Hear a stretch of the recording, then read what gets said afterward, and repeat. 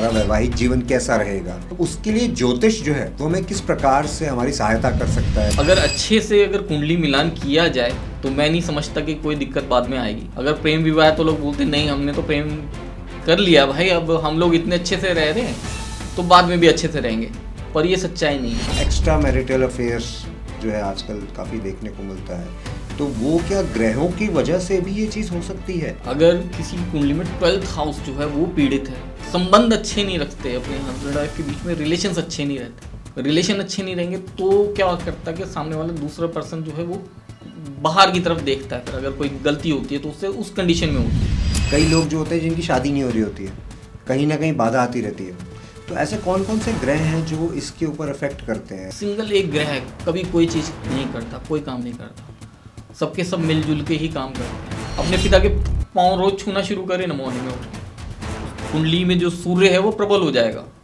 अगर वो negative result डाल रहा है तो वो पॉजिटिव होना शुरू हो जाएगा। अगर चंद्रमा से दिक्कत है कुछ हो रही कुंडली में तो माता के पाँव छूना शुरू करें।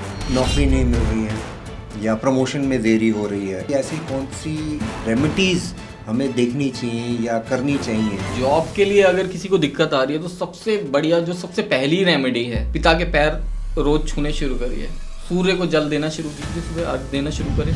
कौन से ऐसे ग्रह हैं जो कंफ्यूजन पैदा करते हैं? जो कंफ्यूजन क्रिएट करता है वो चंद्रमा होता है। आपके खिलाफ कुछ पॉलिटिक्स हो रहा है, तांबे का एक सिक्का लेना, अच्छे से उसको वॉश कर लेना, तांबे के सिक्के को साफ जल में संडे के दिन उसको प्रवाहित करना, उससे जो है ये दिक्कतें जो है वो ख़त्म होनी शुरू हो जाएंगी। एस्ट्रोलॉजी से वो भी चीज़ पता कर सकते हैं कि क्या चीज़ हमारे लिए बनी है, क्या नहीं बनी है। किस फील्ड में हमें आगे जाना चाहिए तो हमें किसी अच्छे एस्ट्रोलॉजर को अपनी कुंडली जरूर चेक करानी चाहिए, और हमें इस चीज़ का पता करना चाहिए कि हमें किस चीज़ में किस फील्ड में आगे बढ़ना चाहिए, कि जहाँ हमारी प्रोग्रेस बहुत अच्छी हो, जहाँ हमें अच्छी जो हम मेहनत करें उसका रिटर्न बहुत अच्छा मिले। पैसा आ रहा है और रुक नहीं रहा है, या फिर मेरा कर्ज है जो ख़त्म ही नहीं हो रहा है, कर्ज मुक्त होना चाहता हूँ, तो ऐसे में क्या करना चाहिए? जब हम वॉशरूम देखते हैं ना ऐसे लोगों का, तो वॉशरूम में ना बाल्टियाँ जो होती हैं वो खाली रखी होती हैं। उस कंडीशन में क्या होता है कि पैसे का हमारा खर्चा बहुत ज़्यादा होता है। या तो आप बाल्टी भर के रखिए या फिर उसे उल्टा करके रखिए, खाली ऐसे मत छोड़िए। कई लोग मेरे को ऐसे मिलते हैं जो बोलते हैं हमारे साथ जीवन में कभी अच्छा नहीं हुआ, और उनसे बात करो तो वो पता चलता है हर किसी को तो गाली दे रहे हैं, वो हर किसी के साथ तो गलत कर रहे हैं। क्या अच्छा होगा?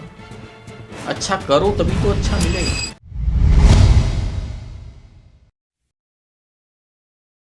आपकी राहु की महादशा चल रही है, शनि की 7.5 आने वाली है, लेकिन क्या करें क्या ना करें हमें नहीं पता। और आज की डेट में जहाँ पे हर कोई अपने आप को एस्ट्रोलॉजर कहता है, ज्योतिषाचार्य कहता है, अपने आप को एक्सपर्ट मानता है, किसकी सुने किसकी ना सुने। इसीलिए आज हम लेकर आए हैं एक ऐसे ज्योतिषाचार्य को, एक ऐसे एक्सपर्ट को जो हाल फिलहाल नहीं बल्कि पुश्तैनी चलने वाली विद्या के साथ यहाँ हमारे पास अपना ज्ञान आप सबके साथ साझा करने के लिए आए हैं। तो चलिए आपको मिलाते हैं ज्योतिषाचार्य प्रवीण नांगिया जी से, जो आपकी परेशानियों का हल निकालेंगे, वो भी सरल और सिंपल रेमेडीज़ के द्वारा। तो आपकी मुलाकात कराते हैं ज्योतिषाचार्य प्रवीण नांगिया जी से।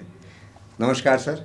नमस्कार जी। आपका दिव्य संकेत में बहुत बहुत स्वागत है। धन्यवाद मुझे यहाँ बुलाने के लिए।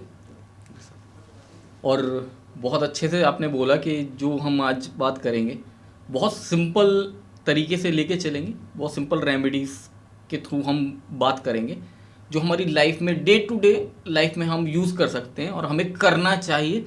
हम अपनी लाइफ को किस तरीके से आगे प्रोग्रेस को आगे बढ़ा सकते हैं, सक्सेस कैसे पा सकते हैं लाइफ में, क्योंकि लाइफ में सक्सेस पाना और मानसिक शांति पाना दोनों अलग अलग है, लेकिन दोनों की बहुत ज़रूरत है हमारी लाइफ में, और दोनों बहुत ईजिली हम अचीव कर सकते हैं, और आज हम उसी पे बात करेंगे। जी सर।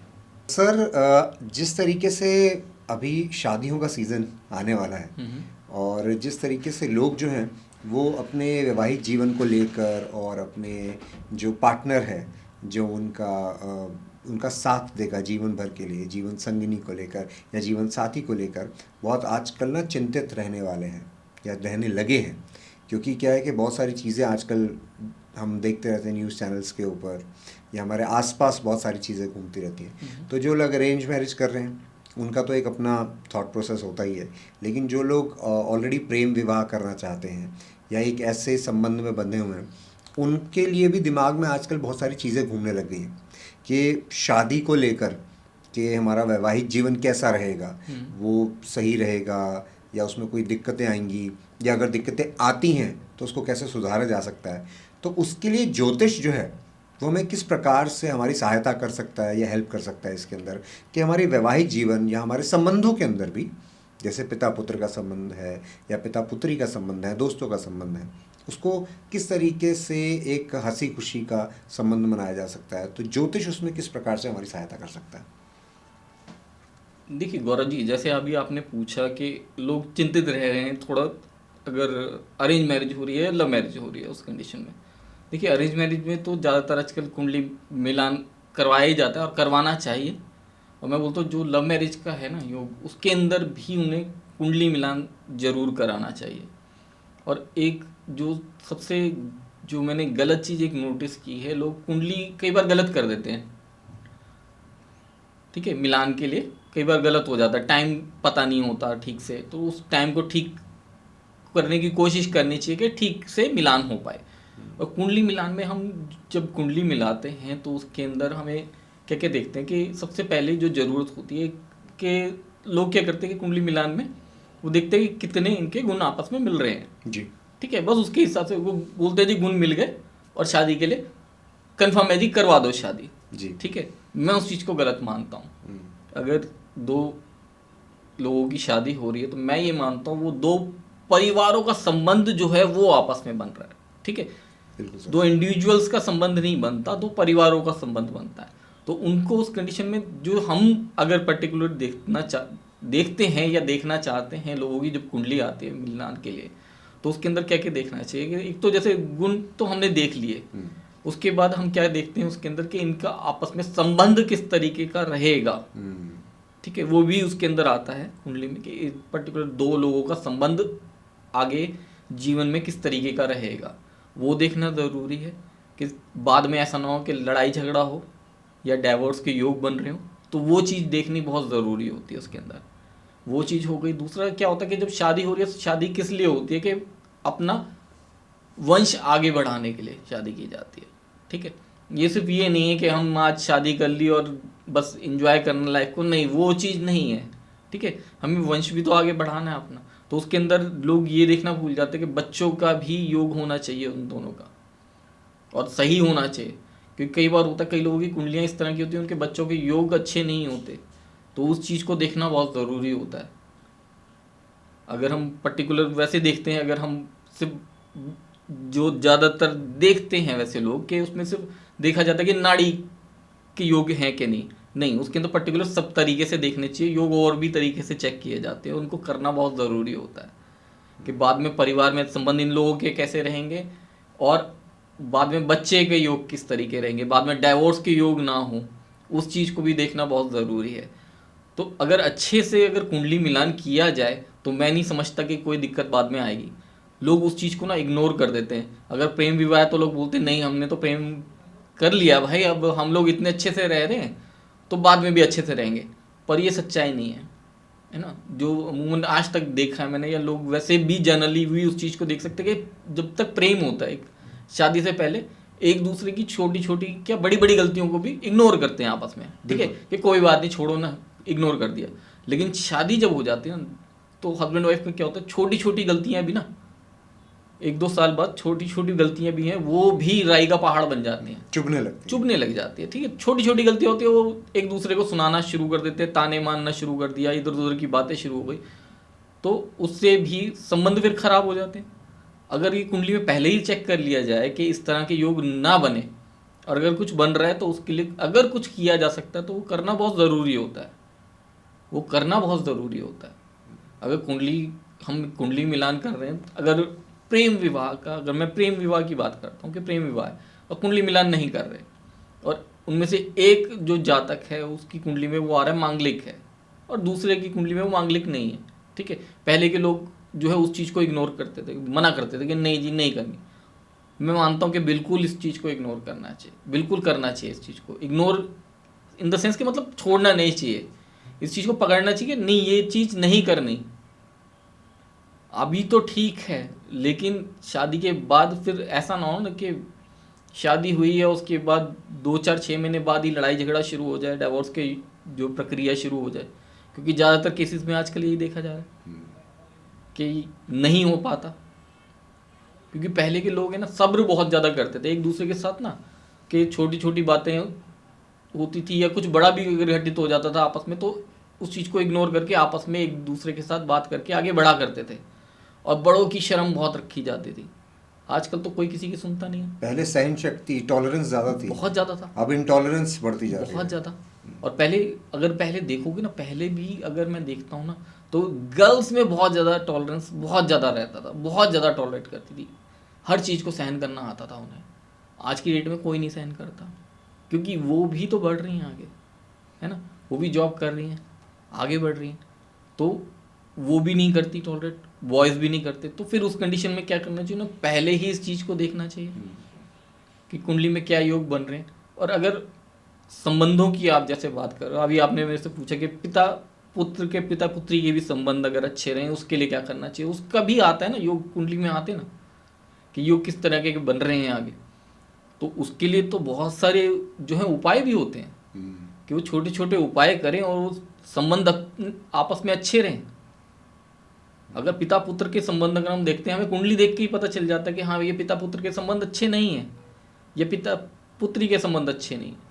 तो छोटी छोटी चीज़ें होती हैं, उनको अगर हम फॉलो करते हैं तो बहुत कुछ हो सकता है। अगर हम वैसे भी देखते हैं, अगर जनरली अगर हम देखते हैं कि पिता पुत्र के संबंध अच्छे नहीं, तो उस कंडीशन में क्या कर सकते हैं, बहुत छोटी छोटी चीज़ें होती है। अगर हम सूर्य को जल देना शुरू करें तो पिता पुत्र के संबंध जो हैं वो अच्छे होने शुरू हो जाते हैं। क्योंकि कुंडली में जो हम देखते हैं ना, पिता जो है वो सूर्य होते हैं, अगर कुंडली के जो सूर्य हैं वो पिता हैं, तो पिता अगर हम देखते हैं उसके अंदर सूर्य पीड़ित है, तो इसका मतलब पिता के साथ दिक्कत है। तो अगर हम सूर्य को जल चढ़ाना शुरू करें तो पुत्र के संबंध जो हैं वो पिता के साथ अच्छे होने शुरू हो जाते हैं। और अगर सेम अगर हम देखते हैं कि पिता के संबंध पुत्र के साथ अच्छे नहीं चल रहे, आदित्य हृदय स्त्रोत आता है, बहुत अच्छे है, जो भगवान राम ने रावण का वध करने से पहले जो पढ़ा था, ठीक है, मंत्र जो पढ़े थे उनको आदित्य हृदय स्त्रोत कहा जाता है। आदित्य हृदय स्त्रोत, ठीक है, ये लिए जाए इनकी बुक्स कुछ, ठीक है, और बहुत सस्ती आ जाती हैं इसकी बुक्स। इसकी कुछ बुक्स लेके आप मंदिर में दान कर सकते हैं। इससे क्या होगा, पिता के संबंध जो है अपने पुत्र के साथ बहुत अच्छे हो जाते हैं। तो बहुत इजीली जो संबंधों को हम अच्छा कर सकते हैं, और हम लोग उन चीज़ों पे ध्यान नहीं देते, इग्नोर कर देते हैं। क्योंकि उसमें सबसे बड़ी जो मैंने दिक्कत देखी ना, पहले के टाइम पे क्या होता था कि हमारी जॉइंट फैमिलीज हुआ करती थी। तो जॉइंट फैमिलीज में ना बड़े बूढ़े जो हुआ करते थे ना घर के, वो इन सब चीज़ों का ध्यान रखते थे कि कोई दिक्कत आ रही है तो उसके लिए छोटे छोटे वो उपाय कर लिया करते थे, जिसे हम आज की डेट में बोलते थे कि दादी माँ के नानी माँ के नुस्खे होते थे, नुस्खे, ठीक जी है। सर। और हम लोग क्या करते थे, उनको जो करते थे ना हमारे घर के बड़े बूढ़े, तो हम उनको बोलते थे इनके ना तकियानुसी विचार हैं, ठीक है, ये पता नहीं घर में क्या क्या करते रहते हैं। जैसे पहले के टाइम पे ना लोग कोई बाहर से घर आता था तो हम क्या करते थे, दहलीज पे ना सरसों का तेल डाला जाता था दोनों साइड, जी। ठीक है। अब आज की डेट में और उसके बोलते थे पाँव बाहर धो के आओ, ठीक है। होता किस लिए था कि बाहर से जो आ रहा है वो अपने पैरों के साथ पता नहीं क्या लेके आ रहा है, ठीक है। मेनली ये राहु के लिए होता है ये रेमेडी, ठीक है, कि राहु जो है उसके साथ अगर आ रहा है तो वो बाहर रहे, हमारे घर में एंटर ना करे। उसके लिए उसके पाँव बाहर धुला दिए जाते थे, सरसों का तेल दहलीज पे डाला जाता था दोनों तरफ। अब आज की डेट में किसी को कोई मेहमान आए उसको बोलो ना पाँव धो के आ जाओ, और सरसों का तेल आप दहलीज पे डाल रहे हो, वो बोलेगा पता नहीं ये लोग क्या करते हैं, हम नहीं आएंगे इनके घर, बुरा मान जाएंगे और सोचने लग जाएंगे हैं कि ये पता नहीं क्या करते रहते हैं।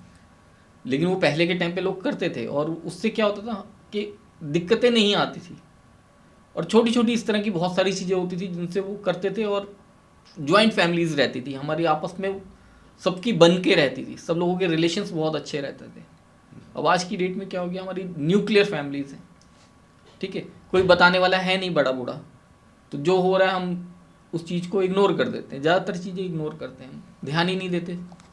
बट सर, जैसे अभी आपने बताया कि जो नुस्खे होते थे दादी नानी के या जो होते थे नुस्खे, बट हम जब ग्रहों की बात करते हैं, क्या ग्रह जिस तरीके से आपने बताया कि छोटे छोटे झगड़े हो जाना वैवाहिक जीवन के अंदर, पति पत्नी के अंदर, या किसी बात पे मतभेद हो जाना, या एक्स्ट्रा मैरिटल अफेयर्स जो है आजकल काफ़ी देखने को मिलता है, तो वो क्या ग्रहों की वजह से भी ये चीज़ हो सकती है कि जो शादी से पहले अगर हम ग्रहों का मिलान करें, ग्रहों को स्टडी करवाएं, तो क्या पता चल सकता है कि ऐसा कुछ होने वाला है या ऐसा कुछ होगा जिसको हम क्योर कर सकें, प्रिकॉशनरी तौर पे उसका समाधान ढूंढ सकें? बिल्कुल, बहुत ये सब बातें जितनी भी होती हैं, अगर हम कुंडली देखते हैं किसी की, तो ये सब चीज़ें आती हैं।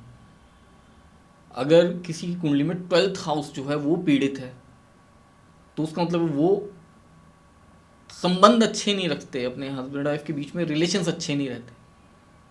रिलेशन अच्छे नहीं रहेंगे तो क्या करता है कि सामने वाला दूसरा पर्सन जो है वो बाहर की तरफ देखता है। फिर अगर कोई गलती होती है तो उससे उस कंडीशन में होती है। उसमें भी अगर हम देखना चाहें तो हम कैसे चेक कर सकते हैं? बहुत नॉर्मल चीज़ें होती हैं। हमारे पाँव की जो उंगलियां होती हैं, सबसे छोटी उंगली होती है जी। ठीक है, उसकी और सबसे छोटी और उसके साथ वाली उंगली के बीच में गैप ज़्यादा हो, तो वो शो करता है कि एक्स्ट्रा मैरिटल अफेयर्स की तरफ। तो हमारी प्लैनेटरी पोजीशंस हमें बहुत कुछ बताती हैं, बहुत कुछ दिखाती हैं, और हमारी बॉडी हमें हर चीज़ के लिए इंडिकेट करती है कि हमारे साथ कब क्या अच्छा हो रहा है और क्या बुरा हो रहा है। अगर हम पुराने शास्त्रों को पढ़ें तो हमारे, एक बार मैंने पढ़ा इसके अंदर, हमारे इसमें शास्त्र में लिखा था कि एज जब हो जाती है, कोई इंसान जाने वाला होता है, उसका टाइम हो जाता है, तो उससे 1 साल पहले बॉडी जो है इंडिकेट करना शुरू कर देती है। 1 साल पहले के इंडिकेशन अलग हैं, 6 महीने पहले इंडिकेशन अलग है, 3 महीने पहले अलग है, 1 महीने पहले अलग इंडिकेशन है। पहले पता चल जाता था इंसान को कि अब उसका टाइम हो गया। वो इंडिकेशंस हमारी बॉडी देती थी हमें, हमारी बॉडी बताती थी कि क्या है। अगर किसी ने कुछ हमारे साथ कुछ गलत कर दिया, हमारी बॉडी हमें इंडिकेट करती है कि किसी ने कुछ गलत किया, हमारे लिए कोई गलत क्रिया की, ठीक है। जो हम बोलते थे ना आजकल के, किसी ने कुछ गलत कर दिया या ब्लैक मैजिक कर दिया, किसी का पैर किसी गलत जगह पे पड़ गया जी। या किसी ने गलत जगह जाके यूरिन पास कर दिया, है ना, होती है ना लोगों के साथ दिक्कत होती है उसके। तो उसके अंदर हमारी बॉडी इंडिकेट करती है। बॉडी कैसे इंडिकेट करती है? हमारी छाती पे तिल आ जाते हैं, हमारी छाती पे सडन इम्पैक्ट के साथ तिल आ जाते हैं अगर कुछ गलत होता है हमारे साथ। अच्छा। हमारी बॉडी खुद इंडिकेट कर देती है कि भाई कुछ गलत हुआ है, संभलो। अगर ऐसा हुआ है तो संभलना चाहिए हमें उस चीज़ के लिए, उस चीज़ का उपाय हमें करना चाहिए फिर। तो इसी तरीके से शादी और उसके लिए भी मतलब हम कर सकते हैं, बट उसमें फिर ये बॉडी किस तरीके से इंडिकेट करती है, एनर्जी के थ्रू या जैसे, क्योंकि वही होता है कि पत्री यूजुअली पढ़ाई जाती है, लगन कुंडली जिसको बोलते हैं, शादी के लिए मिलवाई जाती है। कुंडली जो बनती है ना, एक तो जैसे हमारी कुंडली बनी उसमें तो लग्न कुंडली आएगी जी, ठीक है। हम लोग देखते हैं चंद्र कुंडली देखते हैं जी, ठीक है। वेस्टर्न कल्चर में जो है वो सूर्य कुंडली देखते हैं। अगर आप देखेंगे तो उनका जो आता है साप्ताहिक भविष्यफल वगैरह आता है, न्यूज़पेपर्स में आते हैं, उसके अंदर क्या होता है, 1 मंथ के लिए पूरे एक राशि होती है ठीक है। हर 1 मंथ के लिए एक राशि है, 12 महीनों के लिए 12 राशियाँ उन्होंने इस तरीके से अलग अलग कर रखी हैं। और हमारे हिंदू कैलेंडर में, अगर हिंदू उसमें देखते हैं हम, जो चंद्र कुंडली देखते हैं, इसमें 24 घंटे में 12 के 12 राशियाँ पूरी घूम जाती हैं। 24 घंटे में? 24 घंटे में। उनके यहाँ पूरे 1 महीने में एक राशि रहती है, हमारे यहाँ 24 घंटे में 12 की 12 राशियाँ घूम जाती हैं। अलग अलग टाइम दे रखे हैं उसके अंदर कि किस टाइम से किस टाइम तक कौन सी राशि है, कौन सा नक्षत्र है, वो भी चेक किए करते हैं हम। तो हमारा जो है ज़्यादा जो है उस चीज़ की सटीकता के लिए हमारा शास्त्र जो है वो, हम लोग जिस तरीके से कुंडली पढ़ते हैं वो ज़्यादा सटीकता से हम पढ़ पाते हैं। वो जिसको पूरे महीने को लेके चल रहे हैं, हम उसको 24 घंटे में ही 12 राशियाँ हो जाती हैं। फिर हम नक्षत्र देखते हैं, उसके बाद सह नक्षत्र देखा जाता है। तो मतलब बहुत सारी चीज़ें हमारे बहुत ज़्यादा पास जाने के, करीब जाने के लिए, किसी चीज़ को अगर हम देख रहे हैं कि शादी की अगर हम डेट देखते हैं किसी की, तो शादी किस मंथ में किस डेट तक हो जानी चाहिए, हम उस डेट तक जा सकते हैं कि किस दिन शादी का दिन है, वो भी निकाला जाता है। इतनी सटीकता से निकाला जा सकता है। बस टाइम की सटीकता होनी चाहिए, जन्म के समय की सटीकता से बिल्कुल निकाल दी जाती है। हर चीज़ बहुत सटीक निकाली जा सकती है। तो सर जैसे आजकल मतलब ये देखने को मिलता है कि कुछ ना कुछ ग्रह जो होते हैं, या कौन से ऐसे ग्रह हैं जो कई बार इफ़ेक्ट करते हैं वैवाहिक जीवन को, या फिर कई लोग जो होते हैं जिनकी शादी नहीं हो रही होती है, कहीं ना कहीं बाधा आती रहती है। तो ऐसे कौन कौन से ग्रह हैं जो इसके ऊपर अफेक्ट करते हैं? लेट मैरिज हो गया, या वैवाहिक जीवन को कॉन्फ्लिक्ट्स हो गया, या एक्स्ट्रा मैरिटल अफेयर, इनके लिए कोई पर्टिकुलर ग्रह होते हैं जो अफेक्ट करते हैं? देखिए पर्टिकुलर होते हैं, लेकिन कोई भी सिंगल एक ग्रह कभी कोई चीज़ नहीं करता, कोई काम नहीं करता। सबके सब मिलजुल के ही काम करते हैं। अगर हम किसी भी चीज़ को देखते हैं ना, कोई भी काम करना है हमें, तो उसके लिए सभी प्लैनेट्स जो है रिस्पॉन्सिबल होते हैं कहीं ना कहीं। अगर आपकी या अपनी बात मैं करता हूँ कि सुबह मैंने आना था, आपके पास यहाँ आना था, तो उसके लिए सबसे पहले मैंने अपना मन, मेरा मन तैयार हुआ यहाँ आने के लिए, मतलब मेरे को चंद्र ने, उसके लिए चंद्रमा रिस्पॉन्सिबल है। फिर आने के लिए यहाँ जो एनर्जी मुझे चाहिए थी, वो मुझे एनर्जी किसने दी? वो मेरे को मंगल ने दी। फिर आके मुझे जो बोलना है, वो सोचने की मेरे को ताकत किसने दी? बुध ने। ठीक है, वाक शक्ति का जो है वो बुध आ जाता है उसके अंदर, कि बुध की रिस्पॉन्सिबिलिटी थी। जो मैं बोल रहा हूँ, जो कर रहे हैं, जिसके अंदर जो ज्ञान लग रहा है, वो बृहस्पति का है। तो इसमें कोई एक सिंगल प्लैनेट किसी काम के लिए नहीं है, सभी प्लैनेट्स रिस्पॉन्सिबल होते हैं। अगर पैसे के लिए भी बात करते हैं, किसी भी चीज़ के लिए बात करते हैं, तो सभी प्लैनेट्स की रिस्पॉन्सिबिलिटी होती है, हमें कुछ ना कुछ जो देना होता है उसके लिए। तो सर जैसे कई बार ये बात होती है कि परिवार के अंदर जो माता पिता हैं उनका भी कुछ रोल होता है, या उनकी भी ग्रह जो है वो अफेक्ट करते हैं किसी अपने बच्चे की शादी को लेकर या उसके जीवन को लेकर, ऐसा होता है? बिल्कुल, सभी सभी के जो ग्रह होते हैं एक दूसरे को कहीं ना कुछ इम्पैक्ट जरूर दे रहे होते हैं।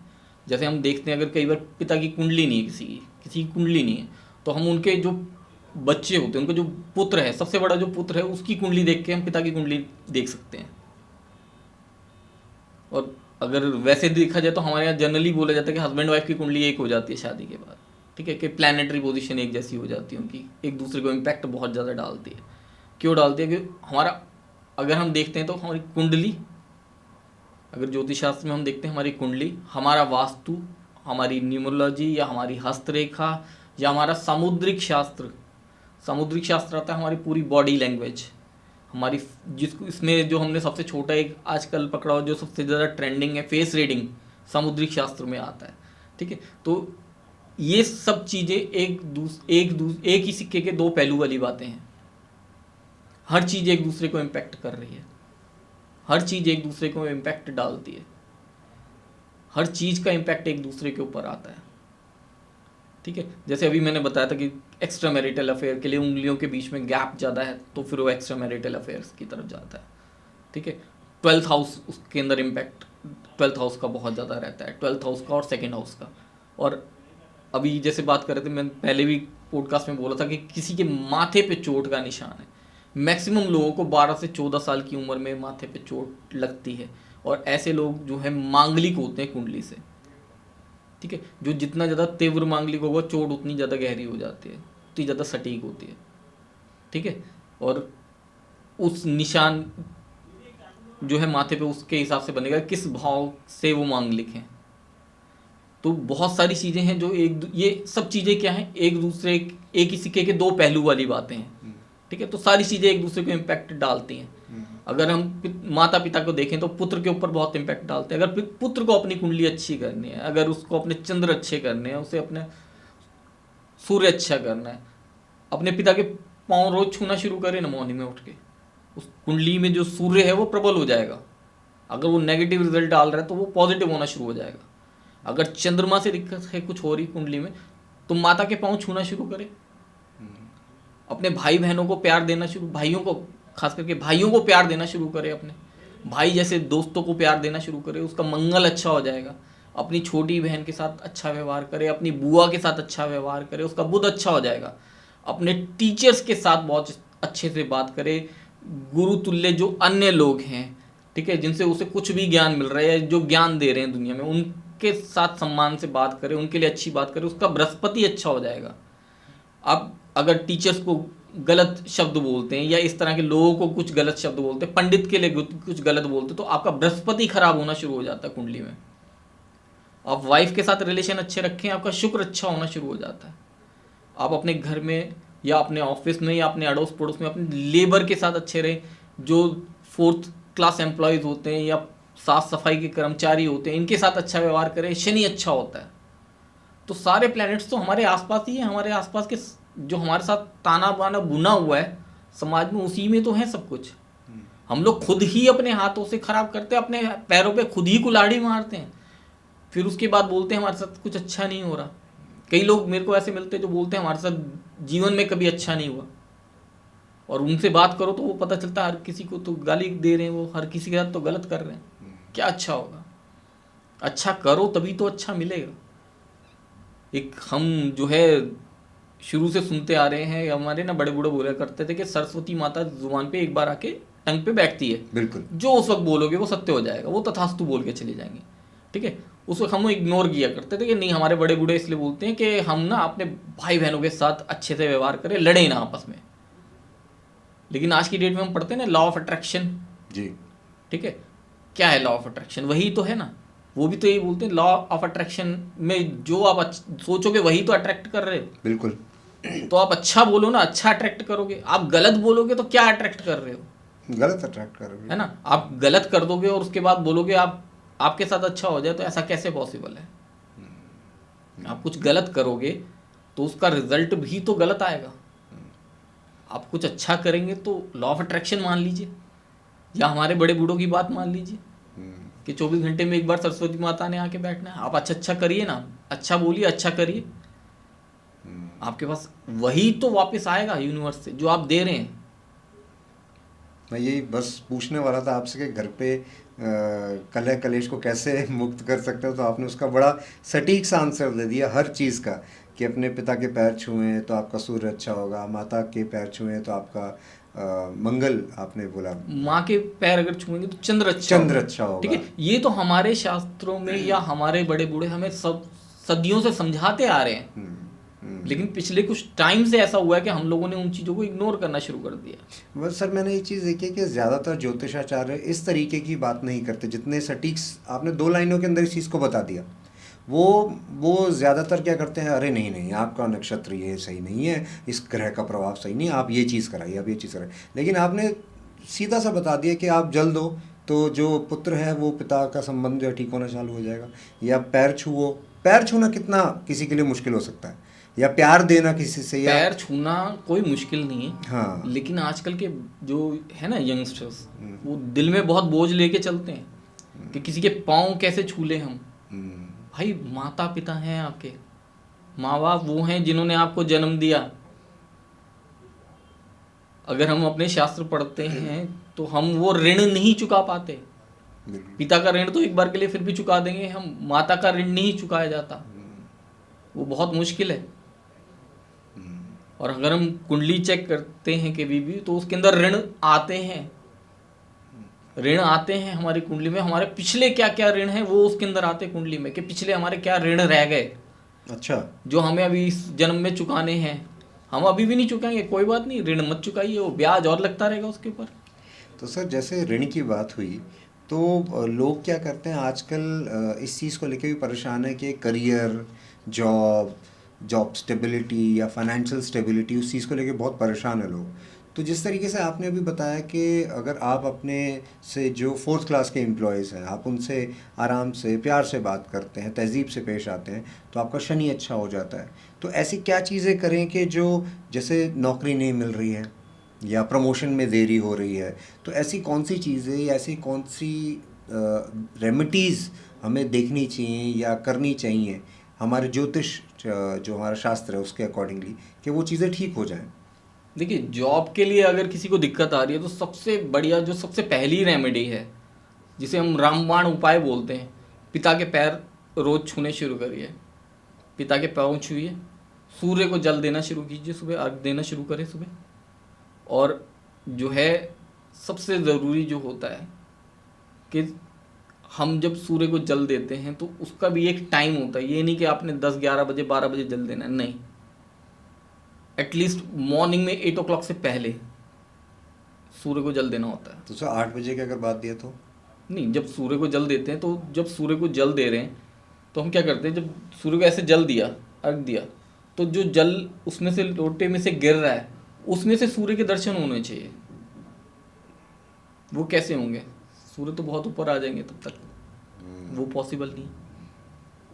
ठीक है, दूसरा एक ज़रूरी चीज़ होती है, जब हम सूर्य को अर्घ दे रहे हैं उस वक्त हमारे जो थंब हैं दोनों, वो उस लोटे के ऊपर टच नहीं करने चाहिए।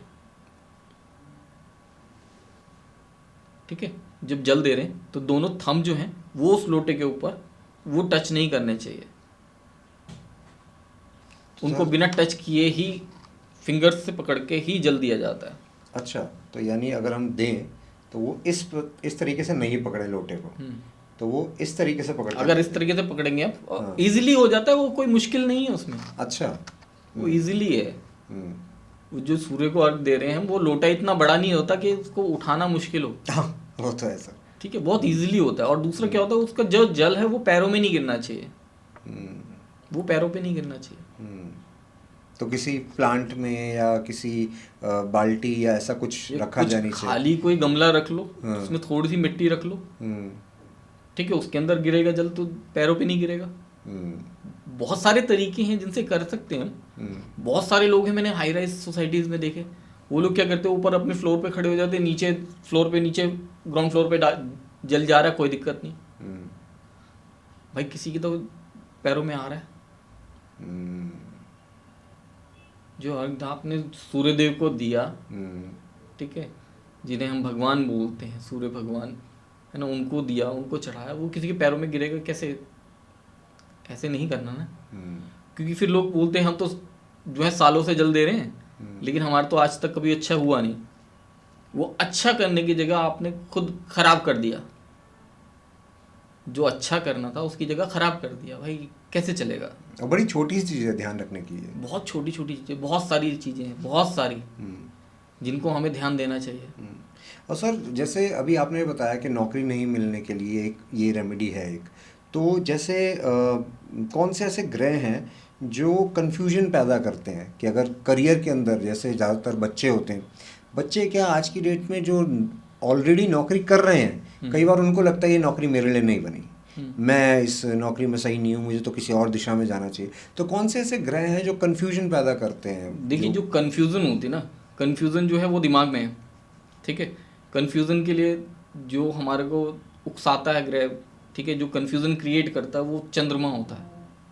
ठीक है, अगर किसी को कन्फ्यूज़न हो रही है, वो चेक कर ले अपनी कुंडली में चंद्रमा को, उसको 100% कुछ प्रॉब्लम नज़र आएगी।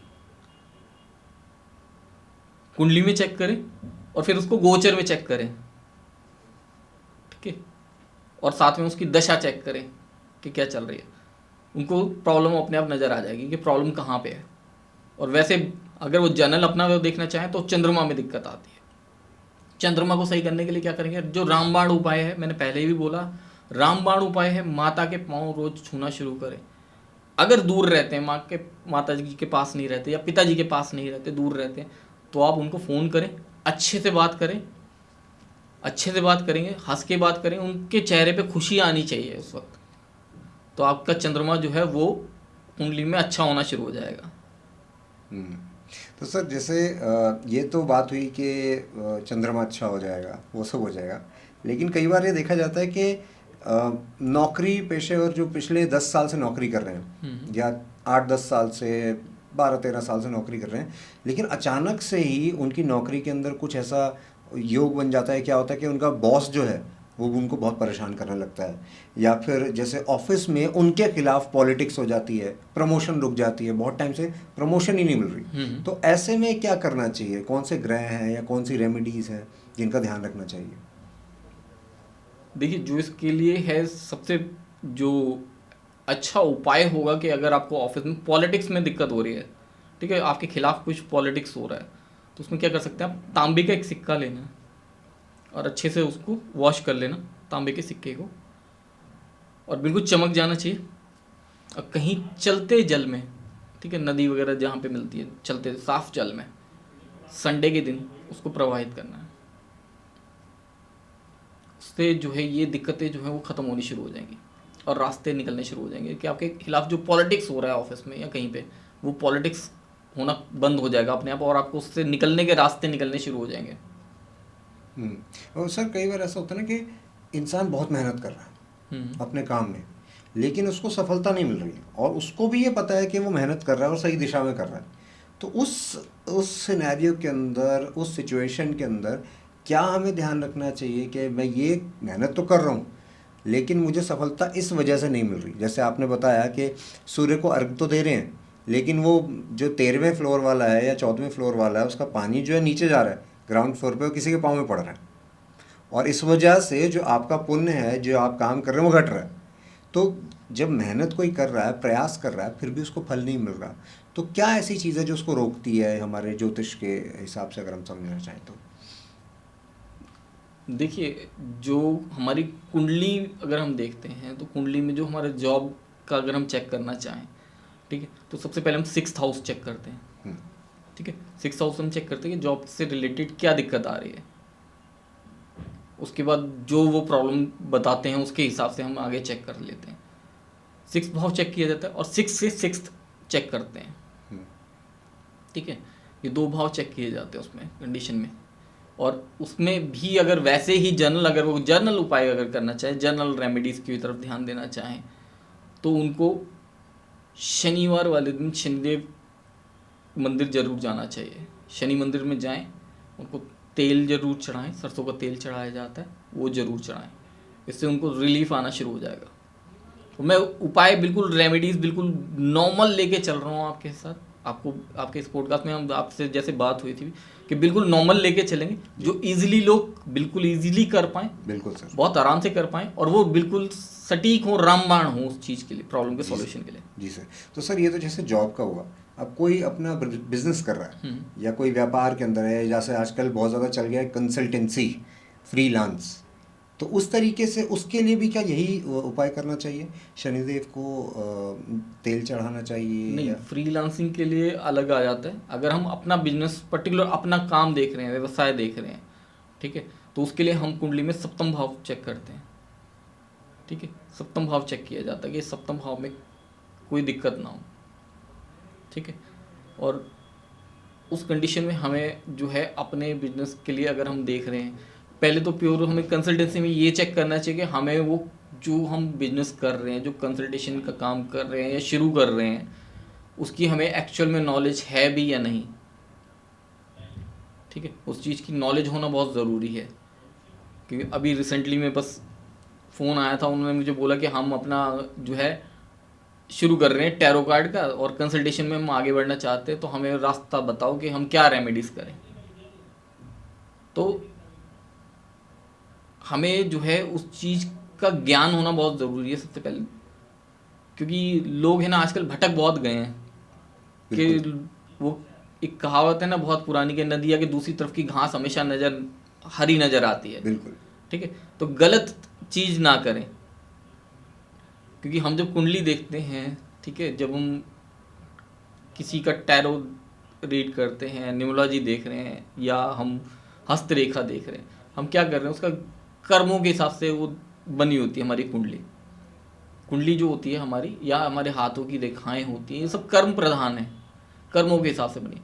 तो छोटी छोटी चीज़ों के लिए 2 रुपए के लालच में अपने कर्म क्यों खराब करने। ठीक है, सबसे पहले अपने कर्म अच्छे रखें।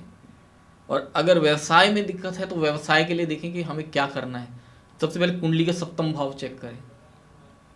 ठीक है, सप्तम भाव जो है उससे व्यवसाय का हमारे पता चलता है कि हमें किस तरीके से करना चाहिए, हमें पार्टनरशिप में करना है, हमें सिंगल करना है, हमें किस तरीके से करना है, क्या करना है, और मेहनत किस तरीके से करनी है इसके अंदर आगे।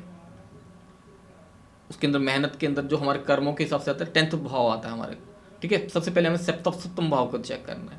और अगर हम उसके अंदर कुछ देखना चाहते हैं कि दिक्कत आ रही है, जैसे हम उसे आगे करना चाहते हैं, काम को आगे बढ़ाना चाहते हैं कि काम में दिक्कत ना आए सप्तम भाव में, तो हमें सबसे पहले तो सप्तम भाव में अपने चेक करना है सप्तम भाव में कौन से ग्रह और घर किसका है, सप्तम भाव में राशि कौन सी है,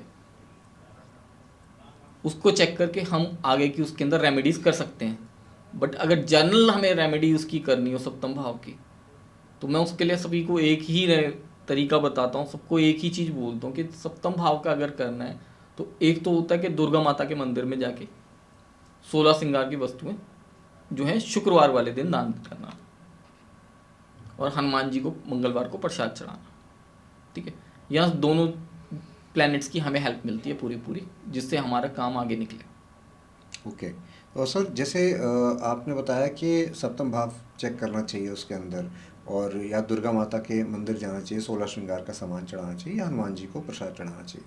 तो इसमें क्या कहीं ये भी हमें ध्यान में रखना चाहिए कि जो मैं काम कर रहा हूँ, जैसे आपने बोला उसकी नॉलेज होनी चाहिए, लेकिन कई बार ऐसा होता है कि वो काम आपके लिए बना ही नहीं होता। हम्म। तो क्या हम एस्ट्रोलॉजी से वो भी चीज़ पता कर सकते हैं कि क्या चीज़ हमारे लिए बनी है, क्या नहीं बनी है? बिल्कुल, एस्ट्रोलॉजी में बिल्कुल इस चीज़ का पहले से रिटर्न होता है, आप किस फील्ड में जाके आगे बढ़ेंगे, क्या करना चाहिए आपको। अभी एक डॉक्टर हैं, उनकी कुंडली आई थी, वो बहुत परेशान थे कि डॉक्टर तो बन गए, अब वो पिछले 10-12 साल से प्रैक्टिस भी कर रहे थे, लेकिन उनका दिल नहीं लगता था। तो उनकी कुंडली देखी तो उनको बोला कि आपको तो गाने का ज़्यादा शौक होना चाहिए। तो उन्होंने बोला हाँ, जब भी मेरे को मौका मिलता है, कहीं पे होती है हमारी पार्टी वगैरह, तो मैं गाना गाता हूँ। अब उनकी तो कुंडली में था ही वही, लेकिन उनको जो रास्ता उस वक्त समझ में आया, जिसमें जो दिखा उस चीज़ में आगे बढ़े। अब उनको ये नहीं था कि इस लाइफ के इस पड़ाव में आके वो चेंज कर लें अपना सब कुछ, वो बिल्कुल। पॉसिबल नहीं था। बहुत मुश्किल होता है ना, बहुत मुश्किल था, पॉसिबल ही नहीं था, क्योंकि कर भी लेते तो कैसे आगे करते। बस उनको यही बोला फिर कि नहीं, वो जो गायन का है उसमें थोड़ी सी प्रैक्टिस और बढ़ा लीजिए, साथ साथ में जितना आप टाइम देते हो उससे कुछ एक्स्ट्रा टाइम देना शुरू करो, क्योंकि वहाँ आपको सेटिस्फेक्शन मिल रहा है। अगर उस काम में ही आगे निकलते तो उस काम में बहुत आगे निकल सकते थे, उस काम में बहुत आगे निकल जाते हो।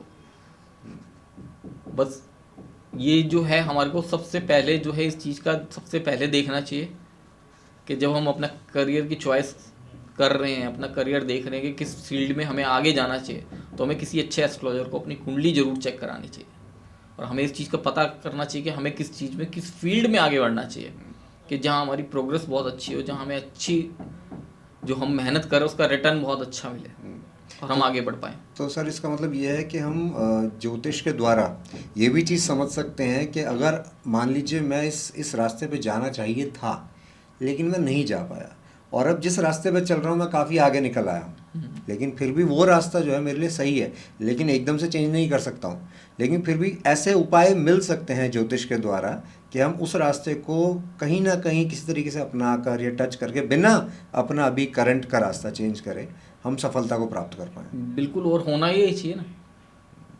अल्टीमेट हमारा है क्या उद्देश्य, कि हमें अपनी सफलता ही तो पानी है ज़िंदगी में।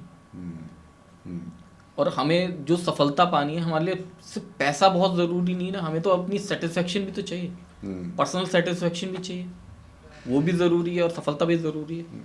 अब सर जैसे सफलता की बात करते हैं, पैसे की आपने बात कही, तो कई बार लोग होते हैं वो परेशान होते हैं इस बात से कि यार मैं कमाई कर रहा हूँ, पैसा आ भी रहा है मेरे पास, लेकिन कहीं ना कहीं कोई ऐसा योग बन जाता है कि अचानक से खर्चा करना पड़ जाता है, या किसी को देना पड़ जाता है जहाँ मना नहीं कर सकता, या फिर ऐसा कोई मेरा लोन चल रहा है अभी तक जो ख़त्म होने का नाम ही नहीं ले रहा। तो ऐसे इस स्थिति के अंदर कौन सी चीज़ है जो हमको करनी चाहिए, क्योंकि पैसा आ रहा है और रुक नहीं रहा है, खर्चा हो रहा है, या फिर मेरा कर्ज है जो ख़त्म ही नहीं हो रहा है, कर्ज मुक्त होना चाहता हूँ, तो ऐसे में क्या करना चाहिए, कौन से हमारी रेमेडीज़ होती हैं, या कौन से ग्रह हैं जो इसको अफेक्ट करते हैं?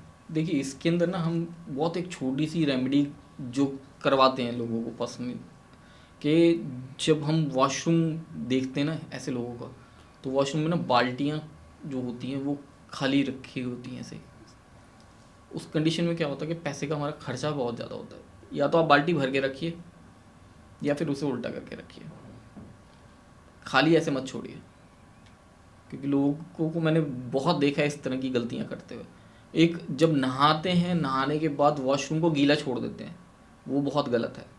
जब भी नहाएं वॉशरूम साफ़ करना है, सूखा हुआ होना चाहिए।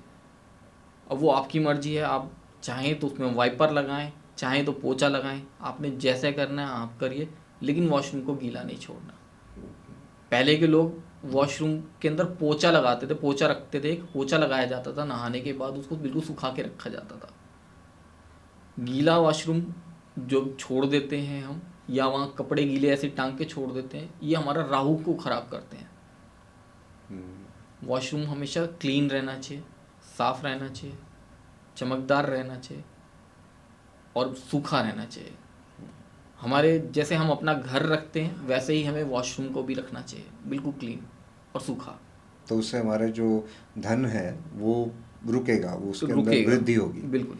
और जैसे सर कर्ज मुक्ति या कर्ज के अंदर कम हो जाना, उसको किस तरीके से, वो भी इसी रेमेडी के अंतर्गत नहीं, आएगा? देखिए अगर कर्ज का, जैसे मैं पहले भी कई लोगों को बताया और करवाया है, एक रेमेडी बहुत अच्छी है, बहुत अच्छी पावरफुल रेमेडी है। एक मिट्टी का दिया लेना है और उसको देसी घी से जलाना है, गाय का घी होना चाहिए, और बत्ती जो होगी उसकी वो काले रंग की होगी, ठीक है, ऊन की बत्ती काले रंग की मिल जाती है, वो पूजा पाठ की दुकान से मिल जाती है। अच्छा। वो जलानी है शनिवार रात को शमी के पेड़ के नीचे।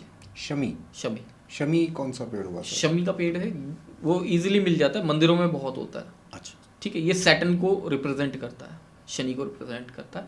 शमी के पेड़ के नीचे जलाना है 5 शनिवार लगातार, कर्ज मुक्ति के रास्ते निकलने शुरू हो जाएंगे। अच्छा।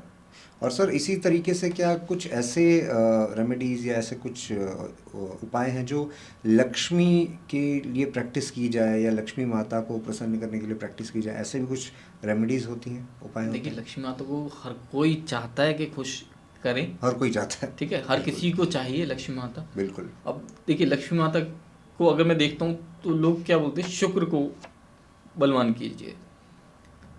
शुक्र को ठीक है, मैं मान गया, ठीक है, शुक्र होना चाहिए।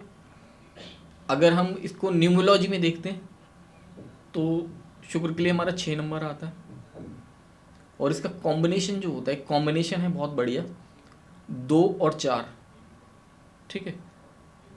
एक वाइट पेपर पे 2 और 4 नंबर लिख लेंगे, ठीक है, 2 + 4 = 6, ठीक है, ऐसे लिख के रखेंगे।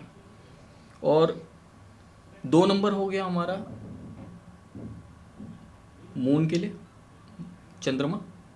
4 नंबर राहु के लिए, 2 और 4 6 हो गया हमारा शुक्र के लिए, ठीक है।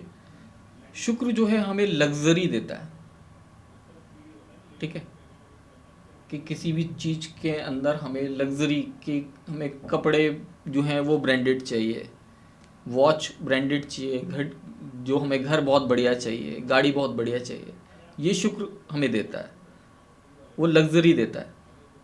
मन में शांति हमें चंद्रमा देता है।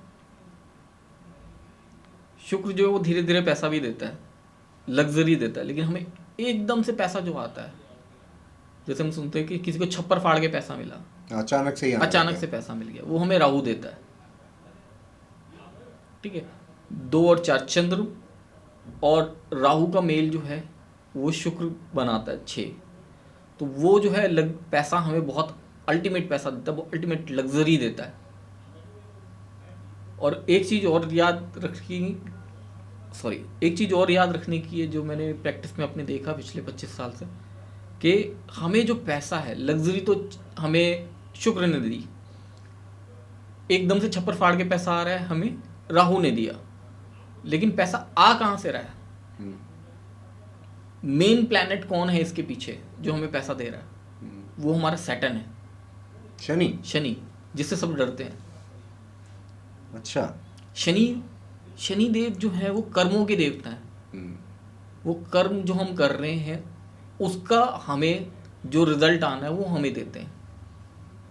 पैसा जो मैंने देखा है आज तक, जिसके पास भी पैसा आता है, कभी भी चाहे उसे शुक्र लग्जरी दे रहा है, चाहे राहु उनको पैसा दे रहा है छप्पर फाड़ के, या उनको मानसिक शांति आ रही है चंद्रमा से, कहीं से भी पैसा आ रहा है, उसके अंदर सैटर्न की इन्वॉल्वमेंट कंपलसरी है।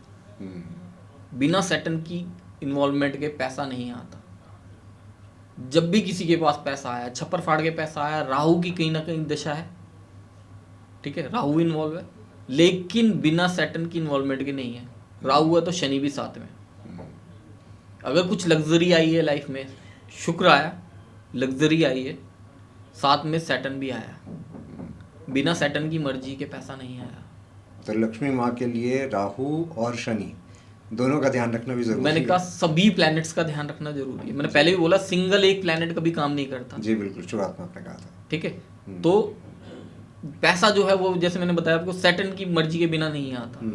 और मैक्सिमम जो लोगों के पास पैसा आते हुए देखा है ना मैंने, जो लोग परेशान रहते हैं कि शनि की महादशा शुरू हो गई जी, अब क्या होगा, या शनि की साढ़े आ गई, या शनि की ढैया आ गई, मैंने लोगों को निखरते हुए देखा है, अच्छा। फर्श से अर्श पे जाते हुए देखा है।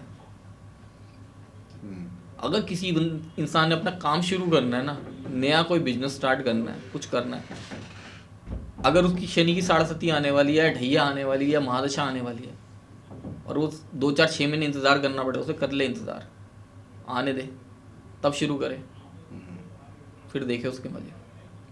तो सर ये तो हो गया कि इस तरीके से चीज़ हमें वेट करनी चाहिए। ये तो जैसे आप एक्सपर्ट हैं तो आपके पास आए तो हमें पता चले, लेकिन जैसे आपने बताया कि तांबे का सिक्का फेंक देना चाहिए तो उससे आपके पॉलिटिक्स, ऑफिस पॉलिटिक्स जो है वो ख़त्म हो जाता है। तो लक्ष्मी माँ को या जैसे इस तरीके से क्या रेमेडी है, छोटी सी कोई या सिंपल रेमेडी जो नॉर्मल लोग कर सकें इस चीज़ के लिए? देखिए, सिंपल अगर रेमेडी करना चाहता है कोई, जैसे मैंने अभी बोला 2 और 4 और 6 का कॉम्बिनेशन बनाने के लिए, जी, तो 2 और 4 पेपर पर लिख कर, अगर वो उससे भी सिंपल कुछ करना है, उससे भी सिंपल कुछ करना है, केसर का इत्र, केसर का इत्र इस्तेमाल करना शुरू कर दे। अच्छा। ये कुंडली में राहु को और शुक्र को एक्टिव कर देगा एक साथ, और चंद्रमा को एक्टिव कर देगा। कुछ नहीं है, सिंपल सी रेमेडी है, केसर का इत्र ले ले और वो इस्तेमाल करना शुरू करे। इत्र अच्छा होना चाहिए, इत्र अच्छा होना चाहिए, देखिए कैसे काम करना शुरू करेगा। अच्छा। सिर्फ 15-20 दिन इस्तेमाल करेगा कोई, अपने आप रिजल्ट उसकी लाइफ में अपने आप बोलेगा। और सर जैसे अभी आपने बात करी शनि की 7.5, शनि के ढैया की, तो यूजुअली लोग, जैसे आपने खुद ही बताया कि लोग डरते हैं, घबरा जाते हैं, अरे आने वाली अब क्या करेंगे, लेकिन आपने बोला कि उसी के अंदर जो है लोगों को आपने निखरते हुए देखा है। तो इसमें जैसे 7.5 होती है या ढैया होती है, तो एक्चुअल में वो चीज़ है क्या, और उस समय में, उस पीरियड में हमें क्या करना चाहिए, क्या नहीं करना चाहिए, वो थोड़ा अगर आप हमें बताएं, हमारी ऑडियंस को थोड़ा ज्ञान दें।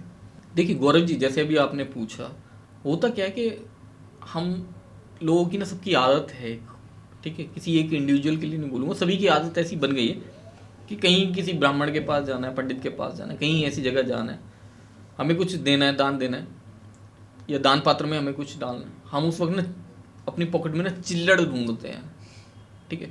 अगर हमने पॉकेट में हाथ डाला, गलती से 500 का नोट आ गया ना, जितनी तेज़ी से वो आता है ना, उससे कई जगह ज़्यादा रफ्तार से वो वापस चला जाता है, और हम इधर उधर देखते हैं किसने देख तो नहीं लिया, ठीक है। तो अगर लोग, दान की भावना है ना, वो ख़त्म हो गई है, ठीक है। तो वो क्या हुआ कि अब लोगों ने, जो पुराने थे पंडित, लोगों ने थोड़ा बहुत डराया लोगों को कि डर के साथ पैसे दे देंगे। उनका भी अपना है, ठीक है, उन्होंने भी अपना रोजगार घर चलाना था, ठीक है, तो उन्होंने डराना शुरू किया जी। लोगों ने डर के पैसा देना शुरू किया। डराया किससे जाता है? शनि की 7.5 ढैया, शनि की महादशा, मांगलिक, है ना, या फिर आजकल वो डराना शुरू कर दिया, वो लेटेस्ट ट्रेंड आया है एक, वो राहु केतु के उससे, क्या बोलते हैं सर, वो कालसर्प दोष, कालसर्प दोष, ठीक है, मैं उसे कालसर्प योग बोलता हूँ, ठीक है। 100 साल पहले तो हमारे शास्त्रों में तो है ही नहीं कालसर्प, ठीक है। ये तो 100 साल के करीब ही हुआ है, हमारे जो पढ़ने को या सुनने को मिला है, उससे पहले के तो कहीं लिखित में है ही नहीं ये। अच्छा। और मैं तो लोगों को बोलता हूँ कि बहुत अच्छी बात है। देखिए धीरूभाई अंबानी की कुंडली में कालसर्प योग था, मैं योग बोलता हूँ, आप लोग दोष बोलते हैं, ठीक है, बहुत सारे तरीके हैं जिनसे योग और दोष बन रहे हैं। धीरूभाई अंबानी की कुंडली में था और वो धीरूभाई अंबानी बन गए। अगर वो कालसर्प जो योग है उसकी पूजा करवा लेते या कुछ ऐसा करवाते, उन झंझटों में पड़ जाते, तो क्या वो धीरूभाई अंबानी बनते? किसकी कुंडली में नहीं है? मैक्सिमम लोगों की कुंडली में आपको कालसर्प मिल जाएगा, मैक्सिमम। और जो लोग परेशान होते हैं वो जाते हैं कहीं, तो वो तो देख के पंडित जी एकदम बोल रहे भाई आपके तो कालसर्प योग है, कालसर्प दोष है, ये तो जीने भी नहीं देगा, मानसिक शांति भंग कर देगा, और ये आपकी जीवन ही खराब कर दिया इसने, तो इसकी पूजा कराओ सब कुछ सही हो जाएगा।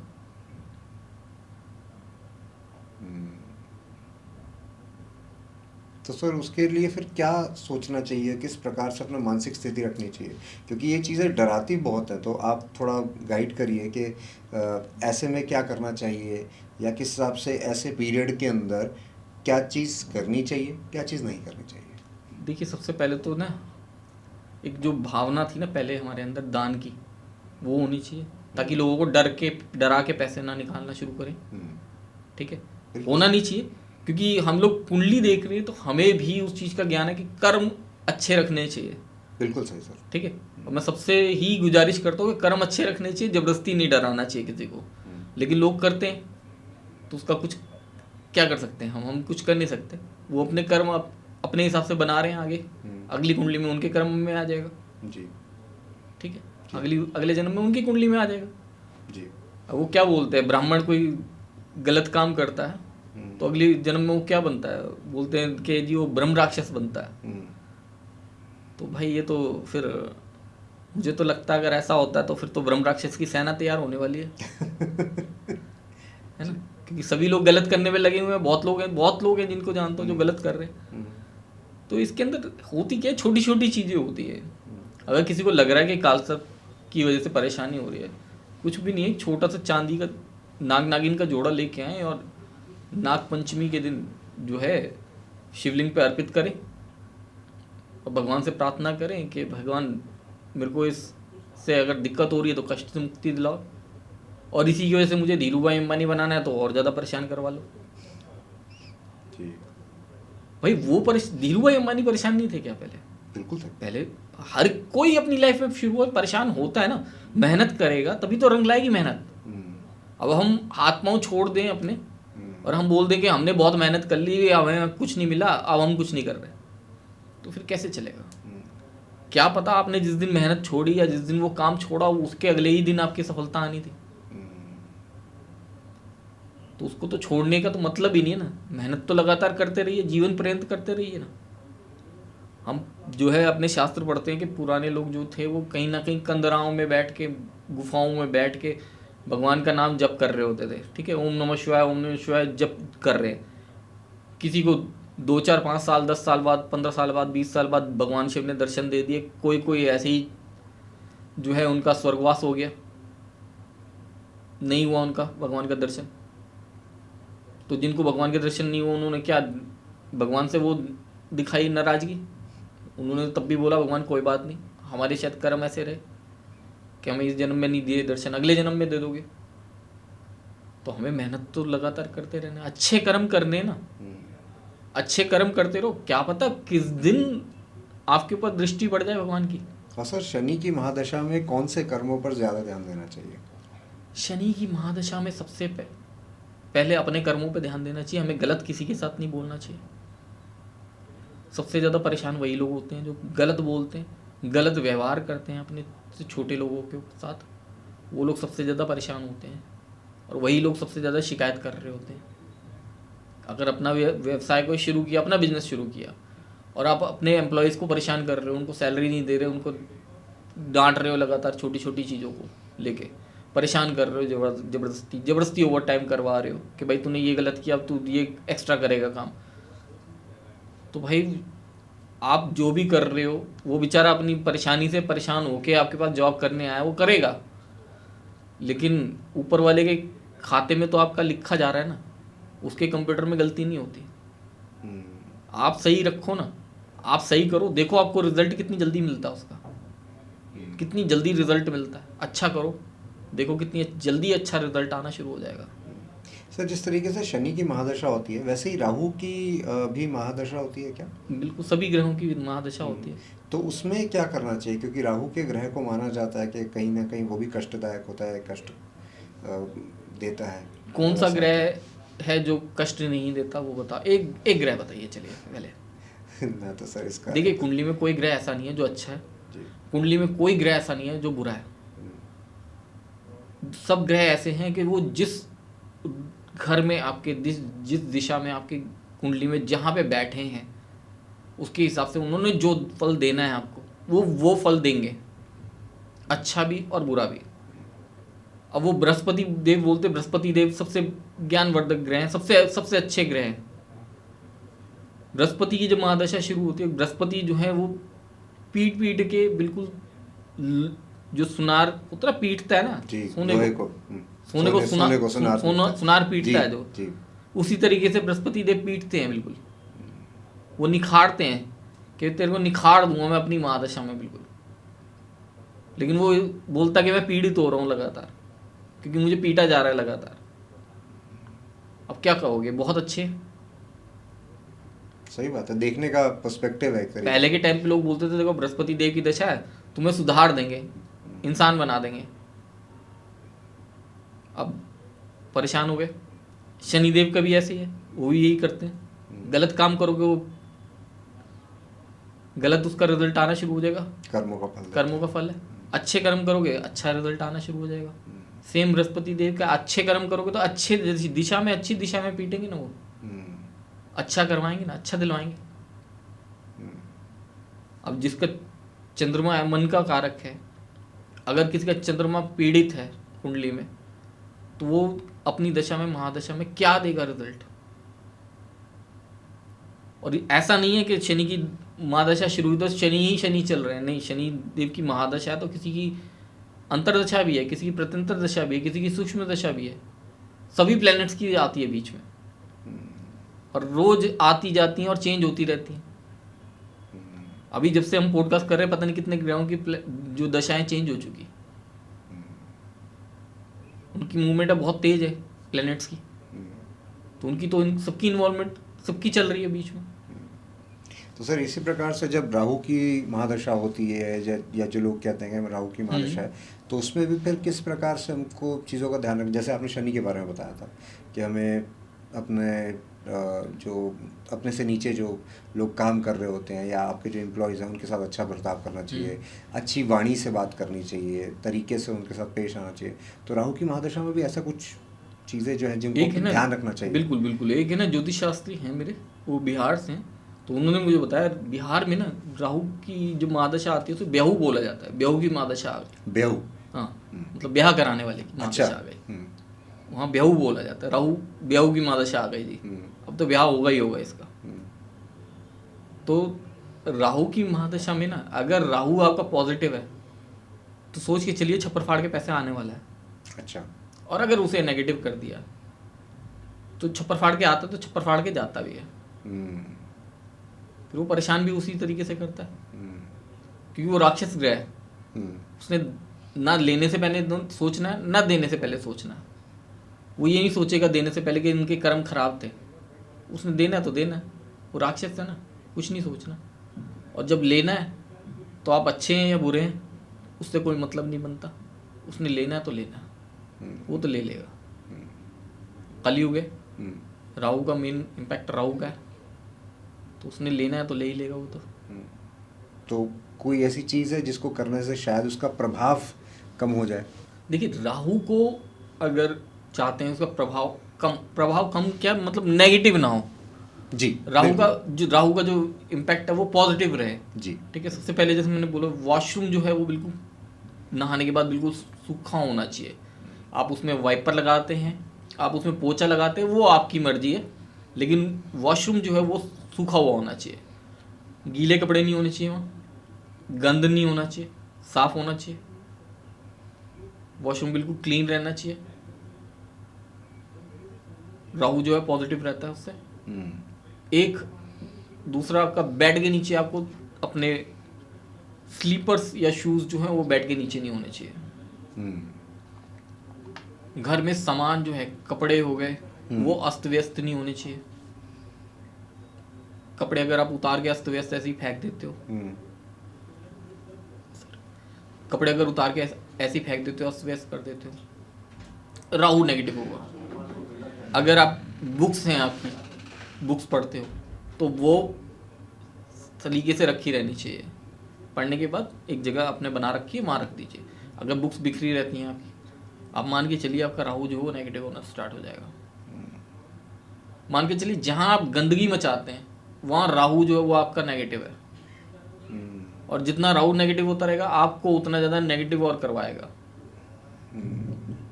कई बार ना आप जाएंगे ना, जो खास करके बॉयज़ को देखा है, बॉयज़ अगर अकेले रहते हैं, बैचलर्स हैं, तो उनके घर बड़े अस्त व्यस्त रहते हैं, बहुत बेकार सी कंडीशन में रखते हैं। और अगर उनको वैसे चेक करेंगे तो उनकी कुंडली में उनका राहु जो है वो खराब नहीं मिलेगा आपको।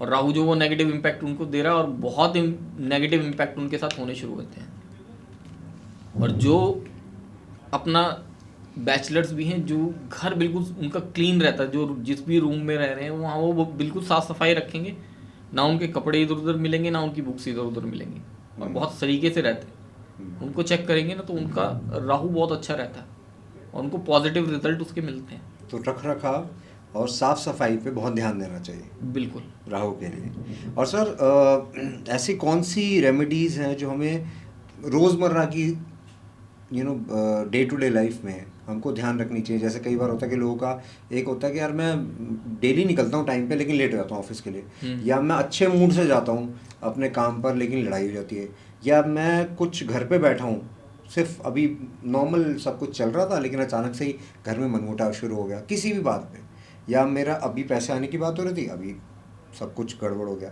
तो कोई ऐसी छोटी मोटी रेमेडीज़ या छोटी छोटी चीज़ें जैसे आपने अभी बताई इतनी सारी, इतने सरलता के साथ इतने सरल उपाय आपने बताए, तो ऐसी कोई छोटी मोटी चीज़ें हैं जिनका हमें डेली ध्यान रखना चाहिए घर से निकलने से पहले या घर में आने पर या घर में बैठे हुए, ताकि ये सारी चीज़ों का प्रभाव कम हो जाए? जो होना है वो तो होना है जो लिखा है, लेकिन इन सब का प्रभाव कम हो जाए ताकि वो ज़्यादा परेशानी ना पहुँचाए हमें।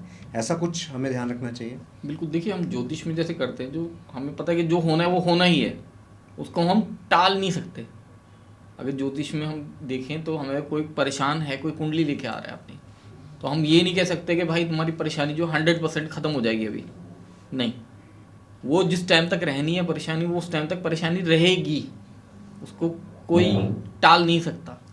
लेकिन उसका इम्पैक्ट जो है वो हम कम करवा सकते हैं कि उसकी जो स्पीड है, मान लीजिए कार है, उसका एक्सीडेंट लिखा हुआ है कि एक्सीडेंट होना है, और वो एक्सीडेंट जाके मारेगा, उसकी स्पीड है 100-150 की स्पीड पे उसने ले जाके कार को हिट करना कहीं, और वो एक्सीडेंट हुआ, और अब 100 की स्पीड से अगर जाके कहीं कार हिट करेगी किसी और गाड़ी पे या कहीं जाके हिट करेगी तो लगेगी। अब एक्सीडेंट होना कंपलसरी है कि एक्सीडेंट होना ज़रूरी है।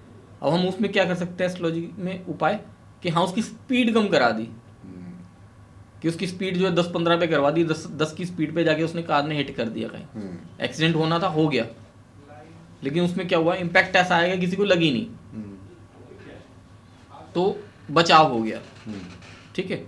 या फिर दूसरी कंडीशन ये होती है कि पैसा आना है किसी के पास और उसकी स्पीड जो है बहुत स्लो है, पैसा आ रहा है लेकिन उसकी स्पीड बहुत कम है, कि पैसा आएगा, उसके पास लिखा है कि पैसा आएगा लेकिन स्पीड कम है उस पैसे की, वो 10-15 की स्पीड से गाड़ी आ रही है उसकी। ठीक है, 15-20 हज़ार, 25 हज़ार, 30 हज़ार, 50 हज़ार, लाख रुपए वो महीने का कमा रहा है जी। वो चाहता है कि नहीं मैं ज़्यादा पैसे कमाऊँ, और उसकी कुंडली में लिखा है कि वो ज़्यादा कमा सकता है, तो उस कंडीशन में क्या करते हैं हम, उसके इस तरीके के उपाय करवाए जाते हैं कि उसकी स्पीड तेज हो जाए, कि वो 10-15-20 की स्पीड से चल रहा था तो 100-150 की स्पीड से आ जाए, कि वो जहाँ 10-15-20 हज़ार, 50 हज़ार कमा रहा था वो 2-4-5 लाख रुपए कमाना शुरू कर दिया उसने। हमने किया क्या, बस उसकी जो इम्पैक्ट था उसे स्लो या फास्ट कर दिया, लेकिन हम उसे चेंज नहीं कर पाए। हम चेंज नहीं कर सकते एज एन एस्ट्रोलॉजर, हमारे हाथ में कुछ नहीं है जी। लेकिन हमारे हाथ पे इतना है कि हम उसकी स्पीड जो है वो इम्पैक्ट जो है वो कम या ज़्यादा कर सकते हैं।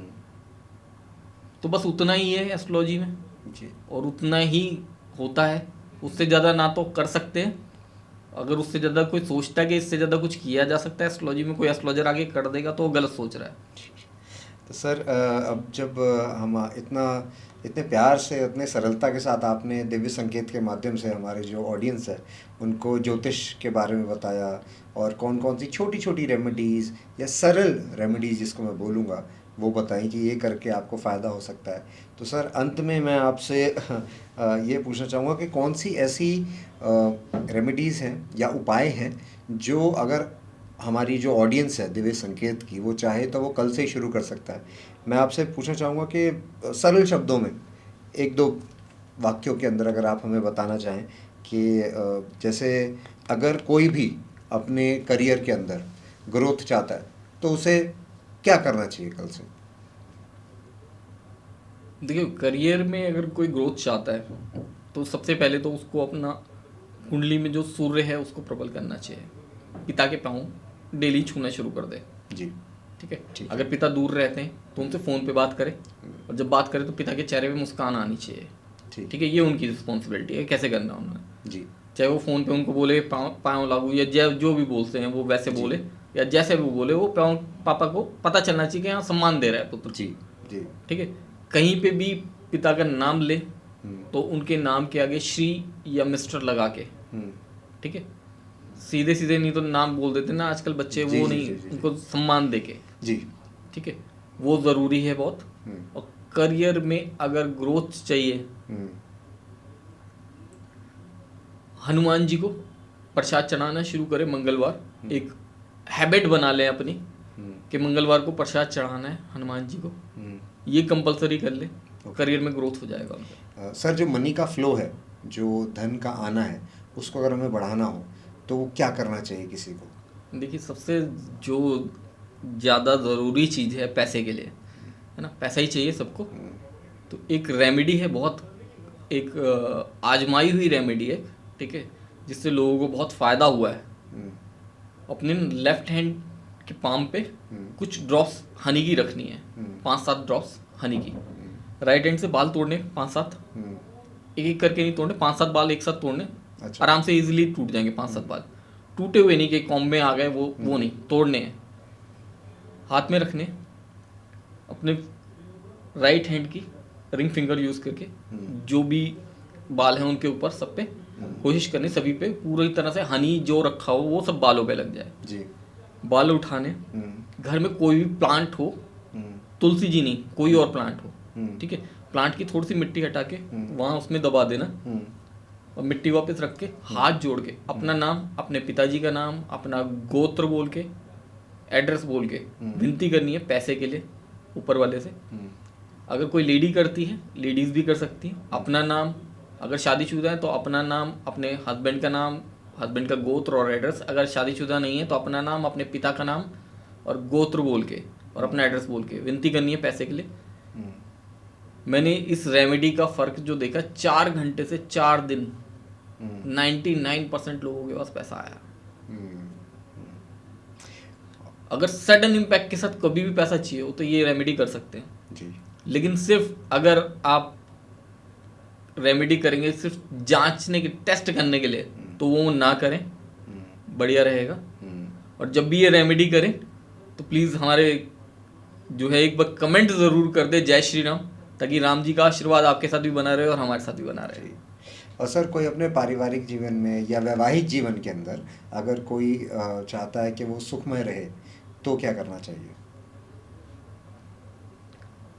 पारिवारिक जीवन सुखमय रहे सबसे ज़रूरी है, देखो, लड़ाई झगड़ा बंद कर दें। ठीक है, लड़ाई झगड़ा बंद हो।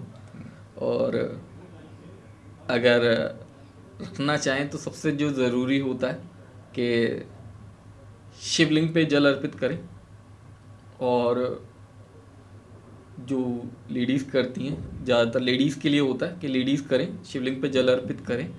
और शिवलिंग पे, और जो नीचे पार्वती माता की मूर्ति लगी होती है, पार्वती माता तक एक जो धागा बांधते हैं, कलावा, वो बांधें उस पर, और भगवान से विनती करें कि आप माता, जैसे आप शिव जी के जीवन में रहती हैं प्यार से, वैसे ही हमारे बीच में भी संबंध जो हैं, पारिवारिक संबंध हमारे भी बहुत अच्छे रहें और कलेश कलह ना रहे हमारे जीवन में।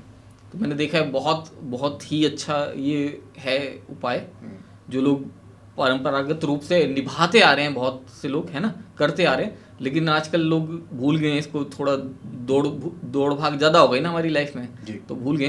लेकिन इसको करेंगे बहुत अच्छा रिजल्ट आता है। और वैसे भी अगर कुछ और भी ना कर पाए तो शिवलिंग पे जल अर्पित करें, हस्बैंड वाइफ दोनों, तो जो मानसिक शांति है वो दोनों की बनी रहती है आपस में जी। और दोनों का जो मानसिक जो विचार विमर्श जो भी होते हैं उनके बहुत अच्छे रहते हैं आपस में, उनके रिलेशन अच्छा रहता है, स्ट्रांग रहता है। ये तो सर आपने एक बताया कि जो वैवाहिक जीवन के अंदर शांति बनाए रखने के लिए वो चीज़, अब किसी को अपने लिए पर्सनली मेंटल पीस चाहिए, जो आज की डेट में सबको चाहिए, तो उसके लिए कौन सी एक रेमेडी है जो आप हमें बताएंगे? देखिए, मेंटल पीस के लिए जो रेमेडी है एक वही आ जाता है कि मेंटल पीस के लिए सबसे जो अच्छा है, जो रामबाण उपाय है, शिवलिंग पे जल अर्पित करना, वो बहुत अच्छा है। शिवलिंग पे जल अर्पित करें, उसमें कुछ बूंदें जो हैं दूध की डालें, कच्चे दूध की, ठीक है, और गाय का हो तो बहुत बढ़िया, और वो दूध शिवलिंग पे अर्पित करें, उनको मानसिक शांति बहुत अच्छी मिलेगी। सर, आज आपने इतना समय निकाला अपनी विद्या को, जो आपने इतने बरसों से आपके जो पुश्तैनी कार्य में चलती आई है, उसको हमारे साथ साझा किया। कितनी सारी रेमेडीज़, कितने सारे उपाय हमारे ऑडियंस को बताए दिव्य संकेत के माध्यम से। उसके लिए ऑडियंस की तरफ से आपका बहुत बहुत शुक्रिया करना चाहेंगे कि आप आज आए अपना समय निकाल के दिव्य संकेत पर। आपने बहुत सारे दिव्य संकेत दिए कि क्या क्या करना चाहिए जिससे आपका जीवन सुखमय हो सकता है, परेशानियां हट सकती हैं। तो आपको बहुत बहुत धन्यवाद सर, और हम आशा करते हैं कि आपका जीवन भी सुखमय रहे दिव्य संकेत की ओर से। धन्यवाद गौरव जी, मुझे यहाँ दिव्य संकेत पे बुलाने के लिए और अपने ऑडियंस तक मेरी बात पहुँचाने के लिए, उसके लिए धन्यवाद। धन्यवाद सर। जय श्री राम। जय श्री राम।